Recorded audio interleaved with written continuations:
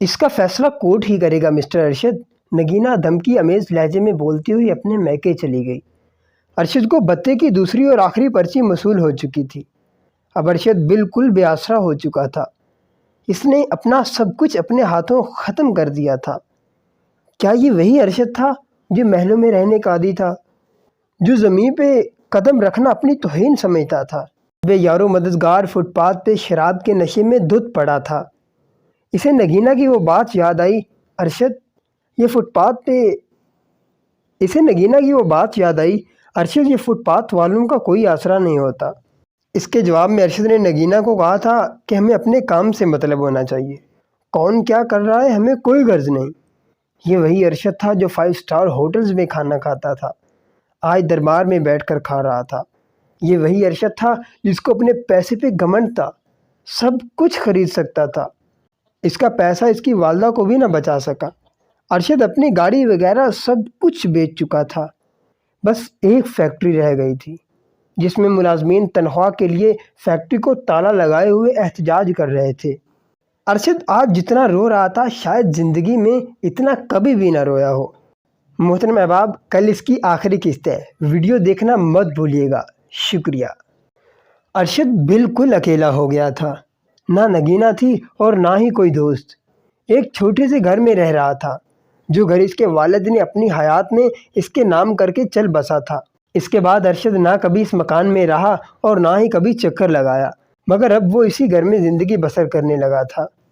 اس نے بچی کچی دولت ملازمین کو دینے کے بعد فیکٹری کھولنے کی درخواست کی اور فیکٹری کچھ حد تک چل پڑی۔ ارشد صفر ہو چکا تھا۔ ارشد کا برانڈ کوئی بھی نہ لے رہا تھا۔ اللہ اللہ کر کے ایک کمپنی کا آرڈر بک ہوا۔ کام شروع ہوتے ہی ارشد نے اللہ کا شکر ادا کیا اور کچھ پریشانی حل ہونے لگی۔ بیٹا، اگر ارشد ایسا ہے تو چھوڑ دو اسے۔ نگینہ اپنی والدہ کو سب کچھ بتا چکی تھی۔ ان کا سارا گھر پریشانی سے دوچار تھا۔ جس قرب کی حالت سے نگینہ گزر رہی تھی، شاید وہ بتانے کے لیے اس کے پاس الفاظ ہی نہ تھے۔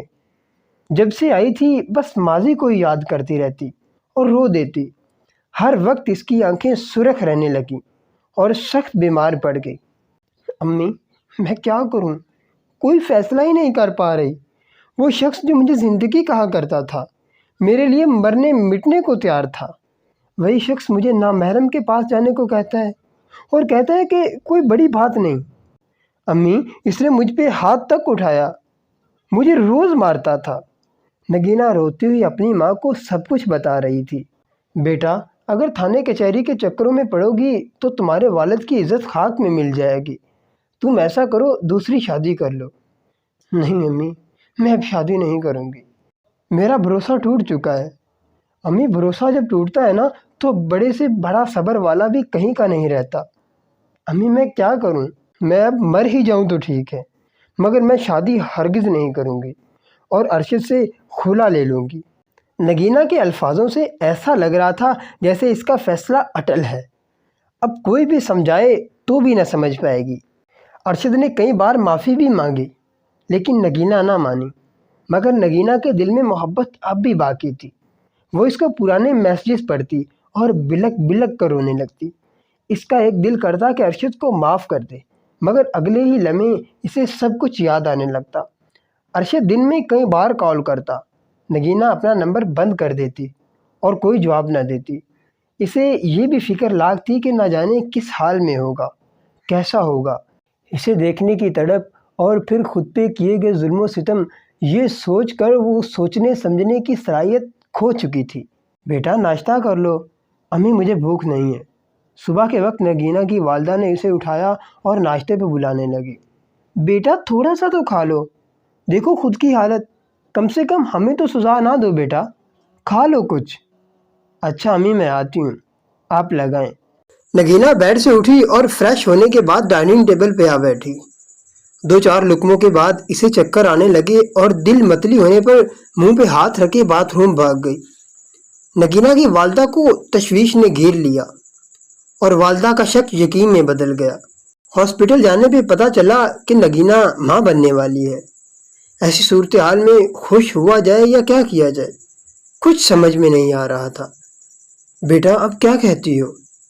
آپریشن کروا لو، اگر ارشد سے تعلق نہیں رکھنا تو؟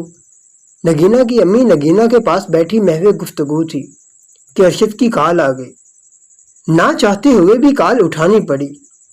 دوسری طرف سے ارشد کی رونے کی آواز آ رہی تھی۔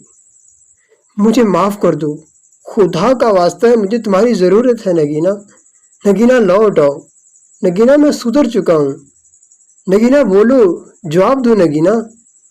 نگینہ چپ چاپ باتیں سن رہی تھی۔ نگینہ کا دل چاہ رہا تھا کہ اس سے بات کرے، مگر وہ چاہ کر بھی کچھ بول نہ پا رہی تھی۔